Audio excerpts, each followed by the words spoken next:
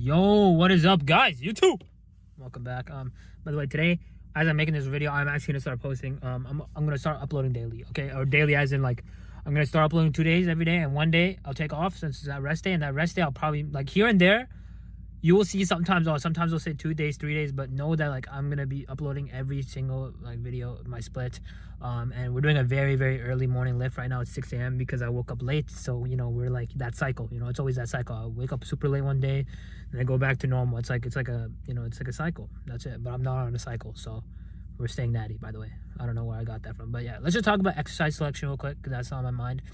Now, the biggest thing, okay, even if you're bro science, you can't have a shoulder press and an incline press in the same day, because you're still working your front delt. Yes, leverage is different, okay? Leverage, well, if you have incline, you know, when you're doing incline, yes, your chest is mainly being focused, but know that indirectly, even when you're doing that leverage, you still have a 15 to 30 degree, whatever incline it is, whatever 50 to 15 on the bench or whatever, your machine, whatever it is, you're still getting front delt activation. Okay, you're getting enough front delt activation. So if you're doing a shoulder press movement, there's no reason to do that. Just do that on another day. When you see my programming, I'm gonna literally talk about it every time. If you've seen all my upper days, it's all different. I have an upper C arm focus day, and on that day, when I do triceps in the beginning, do I have a pressing movement? No. The only movement I have is pec deck. Now, if you are trying to focus on arms, you don't have to prioritize arms specifically in the beginning. You can do chest and then like tricep movement right after a chest movement. But for me, I just like having like a, you know, like a kind of like a, just in my mind, like a kind of OCD in like programming, where it's like, okay, if I'm doing arms, I want to do arms in the beginning. I don't care.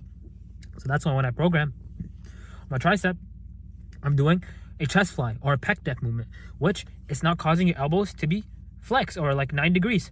When you're doing a press, obviously you're getting some shoulder flexion and all that, right?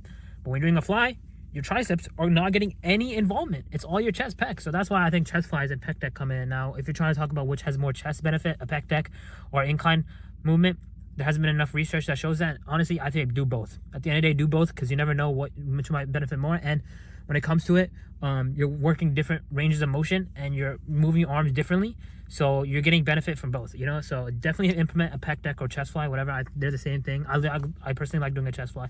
That's what I saw the other day. But today is a lower day, and I'm talking about upper day. Of course, I'm talking about upper day. I'm always talking about upper day. But lower day is kind of lower day is simple, bro. It's just quads, hamstring, and calves. And glutes, just do a hip extension movement. And if you're a woman, then yes, do some like glute movements and all that. And if you're a woman trying to prioritize your legs, now I'd say, you know, implement a little bit more volume for your legs, but know that every man and woman's body work the same. You still need 42 hours to recover. Because when I try to do a leg day, actually, I try to do upper, like literally with no rest. And oh my God, that lower day, or I did lower, upper, because that's how I was like programmed. Because I was like, I did lower, then I did upper, and then I did lower again. And I couldn't even do a squat. I could only do hip adduction and a leg extension. That's it, because I didn't do my quads. I did a hamstring focus leg day. I didn't do a quad focus. That's why I only did leg extension. I didn't even do hamstrings that day. I tried to do hip adductions, because hip adductions are kind of like, they don't get super sore for me compared to what hamstrings are. And that day, bro, my hamstrings were cooked because I did RDLs, so I couldn't do RDLs, and I did the quads, and even my quads were bad. So my whole leg was just bad in general. Okay, that's all you gotta know. So I just did leg extension, hip adduction. So today is my actually quad focus leg day. Because I already did a hamstring movement, or the last I didn't upload that, but yeah, definitely need to do that. But yeah, so exercise selection, you know, if you're trying to prioritize a movement, just put it in the beginning, and know that if you do a T-bar row at the end of the workout, and you do it in the beginning of the workout, know that when you do it in the beginning, you're gonna be able to do more reps, or more, you're gonna be able to put more plates or pounds of dumbbells or whatever it is, in order for you to grow. So know that like just because you saw some strength gain, it's probably because you put it in the beginning. And also neural adaptations come in when you start a new movement. You know, you can put like continuous amount of plates, like 5 pound, 10 pound, like maybe in like a couple weeks, but know that thing will start decreasing once you're like, you know, you have neurical adaptations where it's like, okay, this is how I set my arms, and this, your body's just getting used to it. So yeah, know that. So just progressive overload, it does not force its come to you, okay, at the end of the day. And by the way, people are mistaking progressive overload with saying that, oh, once I progressive overload when I hit a certain, when I, you know, up the weight again. No, you've already progressively overloaded. So suppose I did 5 pounds and I did 10 pounds the next time, and I do the same range of motion, same set. You've already made gains before you even hit the 10 pound. You made gains when you literally already did that 5 pound with 8 reps, and then when I did 10 pounds, and then I did that for like 7 reps, that's when you know you've made gains, and if you're taking the 6 to 8 rep range, okay? So again, this is like the same thing. Progressive overload, just up your rates, up your reps.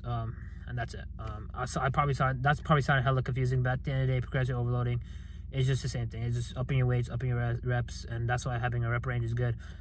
Anything between 4 to 10 is good. Okay, so I always repeat this, but I just want to say I just regurgitate stuff because I think it's good, and to remind me of myself and remind others of how it works and stuff. So yeah, what else was I gonna say? Yeah, that's about it. Lock in. I'm full hobo phase right now, and yeah. Also on arm day, I do biceps in the beginning, and that day I don't do any rowing movements. Why? Because biceps are already hindered. So why would I want to do a rowing movement? That's why I do a pullover movement. Oh my god!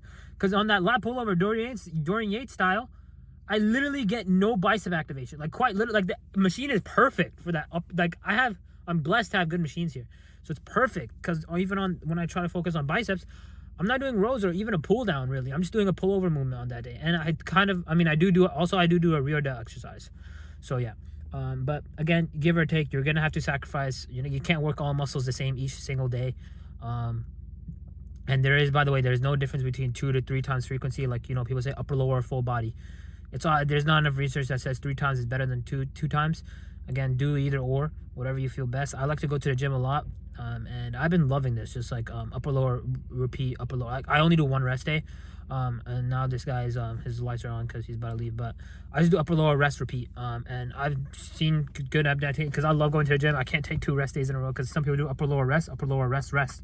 And the extra rest is just for fatigue minimizing and all that. But at the end of the day, it's like and like not trying to it won't follow your CNS that much, your central nervous system and peripheral nervous system, which is like your whole body, your brain sends your signals to each, like your whole body sends signals to your brain.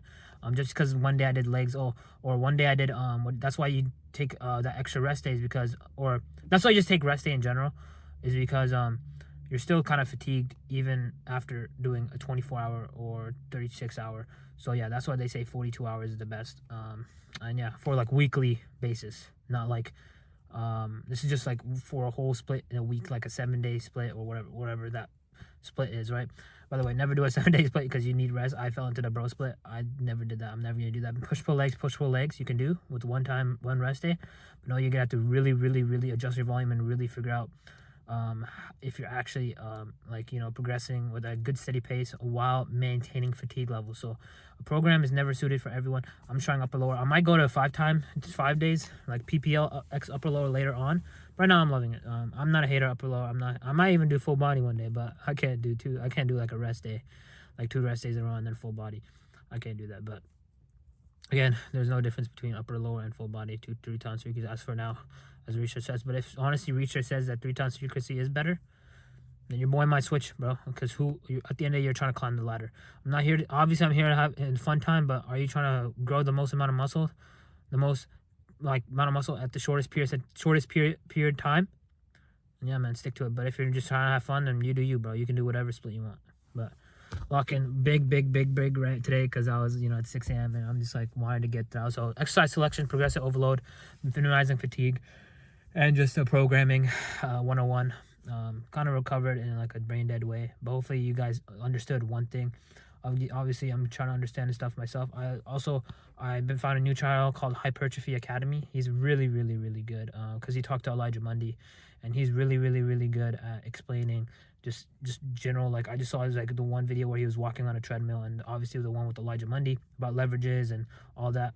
It's really good. He explains stuff very nice about biomechanics and just basic knowledge. I think any 2-year-old can understand it. If I can understand it, anyone can understand it. So very good information out there. But yeah, let's just cut to the chase. Yeah, the outro is going to be hella short because I made this intro super long for no reason. And yeah, let's just do this. And yeah, man, let's go to do hip abduction. I'll record that probably. And then pendulum squat, then a hamstring movement, and then a leg extension. So I just do maximum 2 exercises for quads, and then 1 exercise for hamstring, and then hip abductions because even though you don't need to do it, but I'm just doing it because like just the extra oomph, and I have the energy too, especially on this bulk. But yeah, let's lock in. Yo, what's up guys? Let's go leg day video. Today I really wanted a PR on this because it's been a minute since I did the last time I did leg day. I did hamstring focus, and then my other day, since I took you, like I said, I did a rest day, so I did upper, lower, upper, and I didn't even do a rest. And that on that, or sorry, lower, upper, lower, and that second lower day, I literally could not do anything. So this is my next. So I then took a rest day, then I did upper, and then this is my next lower. But yeah. Because I had 2 rest days or 3 or yeah no 2 rest days because of a snowstorm, and it just ended up freaking my whole schedule. But I was like, you know what, let's lock in here. I want to do extra day because I'm just a fucking gym rat. Without the gym, I'm nothing, quite literally. But yeah, I locked in here, got another rep, man. Today was one of those days where I was like, you know what, I'm not like, I went smooth reps, did good range of motion, as you can see. And I did have some reps in reserve, but I went up in reps over time. And this is 35 of this pendulum squat is heavy. 35 on each side. Y'all can't see the other 35, but man, this is a freaking heavy. Like, I see people doing pendulum squat where they put plates on each side, which is like they put like 4 to 5 plates, but this is I put it on both sides. So I'm trying to up this by 10 to 15 pounds hopefully soon, and to be able to do 45s on 2 things. But yeah. That's about it for that. Now I just have one hamstring movement. Hamstring didn't feel that bad, so I just did those. But yeah, man, that's about it.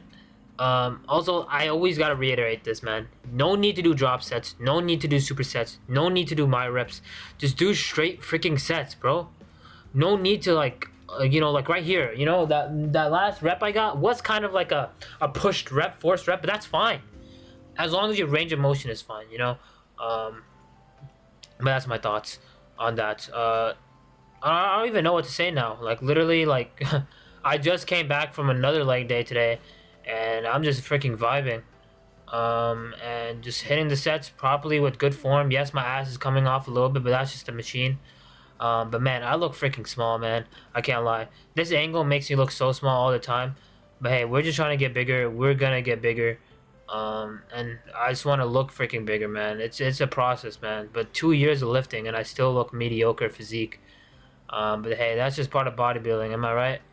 And I take this shit, like, I take this thing seriously every single day, and I only took like a month break because of vacation, and honestly that screwed my gains. And like I said, bro, I didn't lock in on what I was doing. I just went to the gym and just like, oh, the weights will go up by themselves, everything will just go up. No, bro, you gotta track your progress. You gotta see if you're actually progressing in the gym. You can't just go and just do your normal workout and get out.